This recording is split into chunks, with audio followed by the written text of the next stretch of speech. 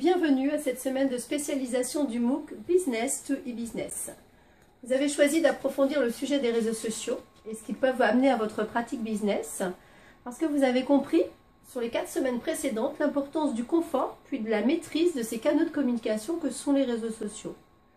Que vous soyez un utilisateur aguerri ou non des réseaux sociaux, le cours de cette semaine va vous permettre de construire votre stratégie réseaux sociaux et business, d'ouvrir vos comptes réseaux sociaux et ou d'ajuster vos utilisations actuelles et enfin d'animer votre ou vos communautés clients.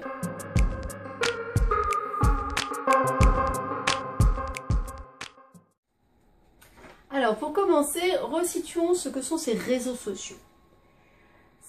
Le réseau social, c'est un mot qu'on utilise depuis toujours dans l'espace de relation entre les personnes.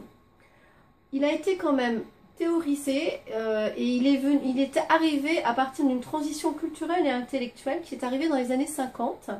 Plus précisément, l'idée de réseau social date d'un article écrit par l'anthropologue John Barth en 1954.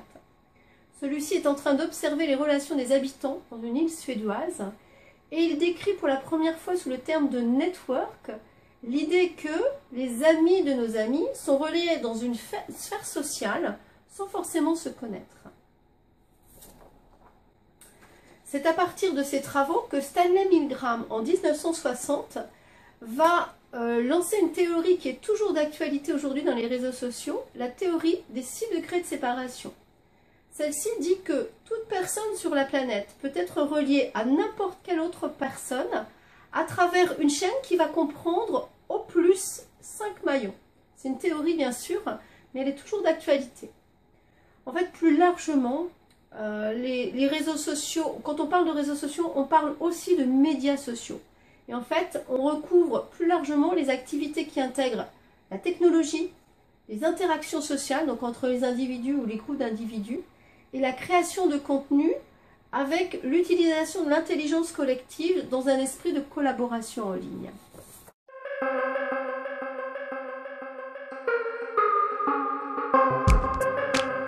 Voyons maintenant quels médias et quels usages.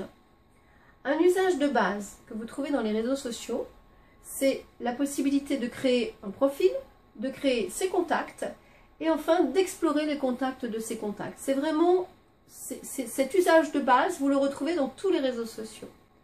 Ensuite, vous avez des différences en fonction des thématiques et des visibilités des profils qui sont donnés à travers ces réseaux.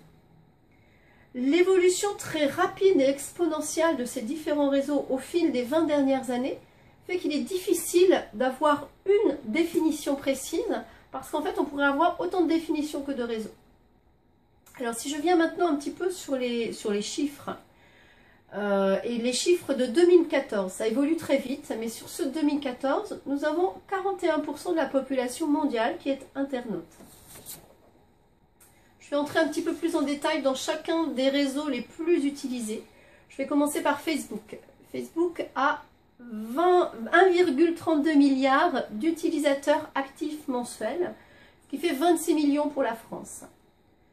Twitter, c'est un outil de microblogging utilisé soit à niveau personnel ou professionnel, a 255 millions d'utilisateurs actifs mensuels, dont 2,3 millions pour la France. Google+, également à usage personnel ou professionnel, à 500 millions de membres inscrits avec 5,3 millions en France. LinkedIn, utilisé plutôt à usage professionnel, à 187 millions de membres actifs mensuels, ce qui fait 7,7 millions pour la France. Enfin, Viadeo, un autre réseau professionnel, à 55 millions d'utilisateurs actifs mensuels, ce qui fait 4,4 millions pour la France. Je pourrais citer d'autres réseaux comme YouTube, comme Snapchat, Pinterest, Instagram, Tumblr, mais je ne vais pas rentrer dans les chiffres pour tous ces réseaux. Alors, une chose qui est importante pour vous, dans l'utilisation des réseaux sociaux pour votre business, c'est votre identité numérique. Vous pouvez bien sûr choisir d'être ou pas sur les réseaux sociaux. Mais sachez que c'est un espace qui devient incontournable pour la veille, donc la veille sur vos produits, sur votre concurrence, sur les usages qui évoluent de vos clients. C'est un espace incontournable pour les contacts en B2B, en B2C. Et c'est un espace incontournable de visibilité des expertises et donc de vente. Donc si vous n'y êtes pas, on peut parler de vous et de votre marque sans que vous ayez la moindre prise dessus, que ce soit positif ou négatif.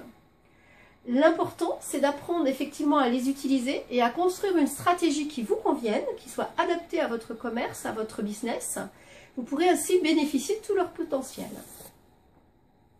Alors avant de vous quitter et pour préparer la prochaine vidéo, je vous propose de réaliser les choses suivantes. Faire un état des lieux de votre e-réputation. Donc pour ça, je vous invite à vous googliser. Tapez votre nom dans Google et voyez le nom de votre entreprise ou le nom de votre marque et voyez ce qu'il en ressort. Et faites un point également si vous êtes déjà sur les réseaux sociaux, sur vos différents profils, voyez leur cohérence ou non. Voyez également les contacts que vous avez, faites un premier état des lieux. Ça va nous servir sur les vidéos de la semaine prochaine. À très vite.